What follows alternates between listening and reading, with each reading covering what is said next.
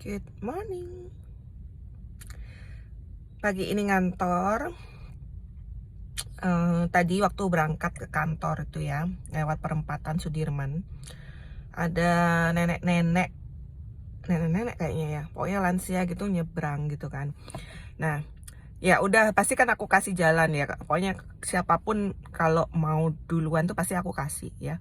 Mau dia pejalan kaki, mau dia naik motor, mau dia mobil, kalau memang mau duluan ya duluan. Kecuali aku lagi buru-buru untuk khusus untuk kalau berhadapan sama kendaraan bermesin ya pasti aku eh, kalau lagi buru-buru baru aku minta duluan gitu ya. Tapi kalau mereka semua mau duluan ya silahkan gitu ya. Apalagi kalau pejalan kaki harus kita utamakan kan gitu. Lansia lagi. Nah, terus kemudian kan karena aku tahu dia lansia. Nah, lansia itu kan sering sekali pikun ya, pikun. Apalagi jalan agak sempoyongan gitu. Ya udah aku kan panik kan gitu. Aku buka jendela kan nyari polisi, ada nggak polisi gitu kan. Aku kan takut kalau dia nih nyebrang di perempatan besar loh, Sudirman gitu ya. Nah, pas yang aku lagi kosong. Nah, untuk yang berlawanan tuh kan takutnya kan nggak kelihatan. Ini nenek-nenek ini emang invisible karena dia kecil kan orangnya gitu. Jadi ya udah nyari polisi, ternyata ada segerombolan di perempatan gitu. Langsung aku bel-bel, aku tunjukin nih nenek-nenek. Entah dilihat apa enggak gitu karena memang invisible banget gitu. Aku udah dibel-belin di belakang karena kan aku berhenti gitu kan. Orang-orang tuh nggak tahu kalau depanku tuh ada lansia gitu. Jadi entah polisi itu ngerti apa enggak, tapi harusnya ya untuk polisi yang bertugas itu harus lebih ini aware lagi. Apalagi dia memang segerombolan loh di perempatan itu. Harusnya dia mengawasin dong yang ada di perempatan tuh gimana. Nah ini ada nenek-nenek nyebrang dan dia kayak kayak kayak linglung gitu loh. Gitu. Terus aku tunjuk-tunjuk, entah itu polisinya ngerti apa enggak. Pokoknya dia udah angguk-angguk aja polisinya gitu. Udah ngangguk-ngangguk tapi kok tak lihat dia nggak segera ini ya, nggak segera menuju ke nenek-nenek itu. Berarti dia mungkin nggak ngerti karena itu nenek-nenek itu emang invisible karena orangnya kecil gitu loh.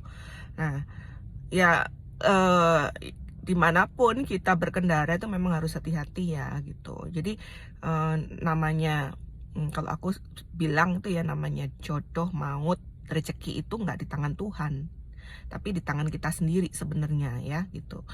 Ya memang sih di tangan Tuhan, tapi kan usaha kita gitu loh. Jadi maut itu bisa terjadi ya karena kelalaian kita sih sebenarnya. Maut itu kan bisa karena sakit, bisa karena kecelakaan, bisa karena mati tua. Kalau mati tua tuh wajar ya gitu, tapi kalau udah kecelakaan sama sakit tuh kan nggak wajar gitu ya.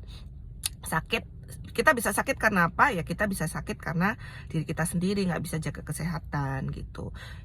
Bahkan dokter pun banyak yang nggak bisa jaga kesehatan ya karena dia juga nggak sadar ya, dia tahu ilmunya tapi nggak sadar.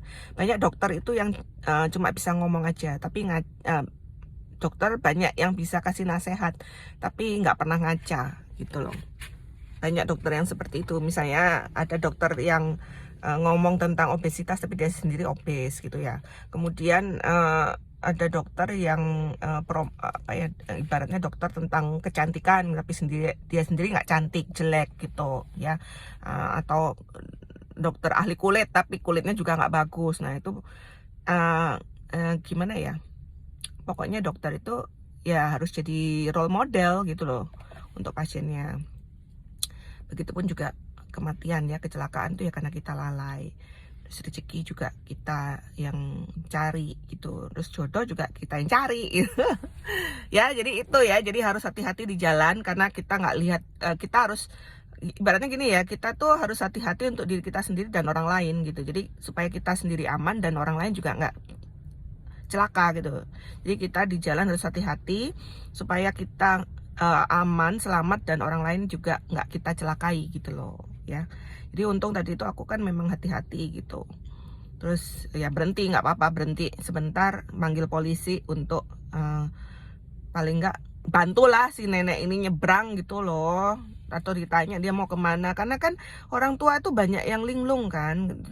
Jadi kalau polisi, orang awam atau polisi itu mungkin banyak yang nggak tahu kalau lansia tuh linglung ya. Jadi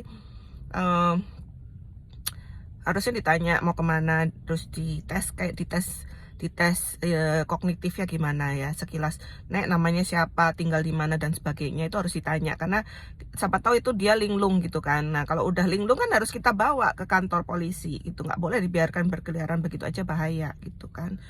Nah itu harusnya polisi-polisi itu tahu dong ya, Polda Bali tolong anak buahnya ya, kalau jaga perempatan tolong matanya yang lebih aware lagi, jangan cuma ngobrol aja di tengah. Oke, bye, thank you.